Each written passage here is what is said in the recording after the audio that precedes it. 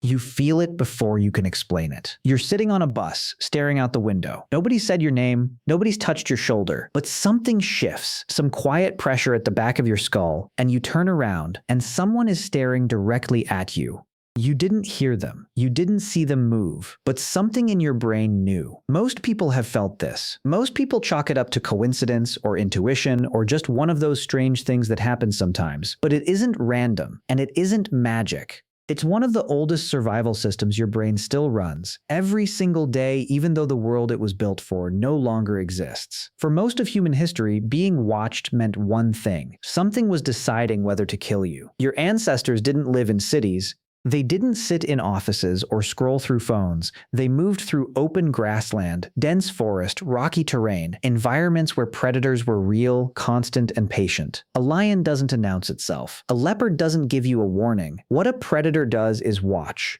It studies your movement, your rhythm, your awareness. It waits for the moment you stop paying attention. And so your brain evolved to solve a specific problem. How do you detect a threat that is trying not to be detected? The answer your nervous system landed on is extraordinary. It learned to feel eyes. Researchers have spent decades studying what's called gaze detection, your brain's ability to sense when it is being observed. In a series of experiments, participants were placed in rooms where they couldn't see other people but could sense with surprising accuracy whether someone behind a screen was looking at them or not. The results consistently showed that humans perform far above chance, not perfectly, but well above what random guessing could explain. What makes this remarkable isn't just the accuracy, it's the speed. Your brain processes the sensation of being watched before you become consciously aware of it. The signal doesn't travel through your slow, deliberate thinking systems. It moves through older, faster pathways, the same ones that handle threat detection, the same ones that trigger the jolt of adrenaline before you've registered the danger. You turn around before you've decided to turn around. That's not instinct in the loose, casual sense of the word.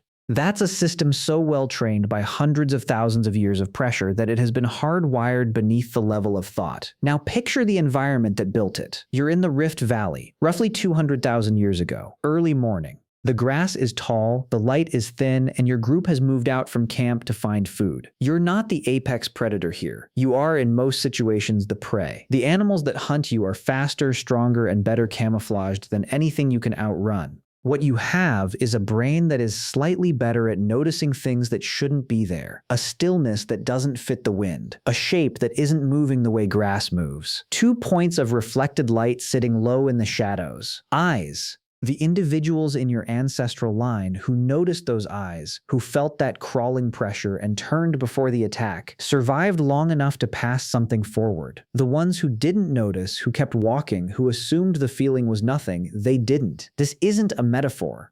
This is natural selection operating on a single specific cognitive trait across thousands of generations. The result is the system running in your skull right now. Fossil evidence from early Homo sapiens and our close relatives shows something interesting about our eyes that separates us from nearly every other primate. Humans have an unusually large white area around the iris, the sclera. In most other primates, the sclera is dark, making it difficult to track exactly where another animal is looking. Ours is bright white and clearly visible. Researchers believe this evolved not as a weakness, but as a social tool. It allowed other humans to track each other's gaze precisely, to coordinate attention, to silently signal danger. Look there, not here, there. Your eyes were shaped, in part, to be read, and your brain was shaped to read them. But here is where the system starts to cause problems. The threat detection pathways in your brain are not precise instruments. They are optimized for speed, not accuracy. A system that correctly identifies a predator 9 times out of 10 and triggers a false alarm once is far more useful from a survival standpoint than a system that waits for certainty. The cost of a false alarm is a few seconds of elevated heart rate. The cost of missing a real predator is your life, so your brain is tuned to err heavily on the side of caution. It would rather sense danger that isn't there than miss danger that is. And in the modern world, this creates a very specific kind of problem. Your brain cannot fully distinguish between a leopard watching you through tall grass and a stranger watching you across a subway car. It cannot distinguish between a predator tracking your movements and a coworker glancing at you during a meeting. The signal is the same. The ancient alarm system fires the same way. The physical response, the subtle tightening, the urge to turn, the prickling at the back of the neck, is identical whether the eyes belong to something that wants to eat you or someone who simply looked up at the wrong moment. Social anxiety at its core is this system misfiring. The crushing self-consciousness of walking into a crowded room and feeling like every pair of eyes is fixed on you. The irrational certainty that people are watching you, judging you, tracking your every movement. The paralysis of feeling exposed. These are not character flaws or weaknesses. They are an ancient survival mechanism operating in an environment it was never designed for, finding threats everywhere because everywhere used to have them.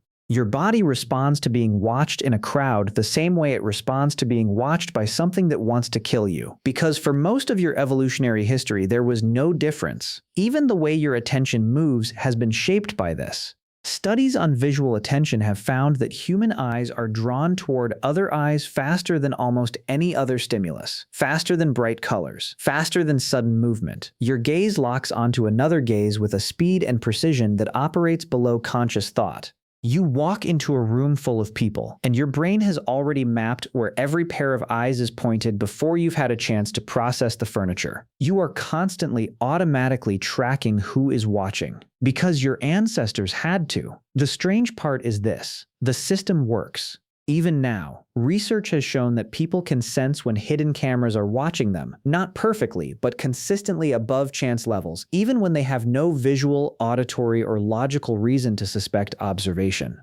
The mechanism built to detect a predator's gaze through tall grass is sensitive enough to register surveillance it cannot consciously explain. The feeling is ancient. The accuracy is real. The context has simply changed. You live in a world where the chances of a leopard watching you from a tree are roughly zero, but the system that protected your ancestors from that leopard is still running, full speed, underneath everything you do. Every time you feel eyes on you in a quiet room, every time you turn and catch someone looking, every time the back of your neck tells you something before your eyes confirm it. That's not paranoia. That's 200,000 years of survival speaking. Your brain is still standing watch in a world the predators left long ago.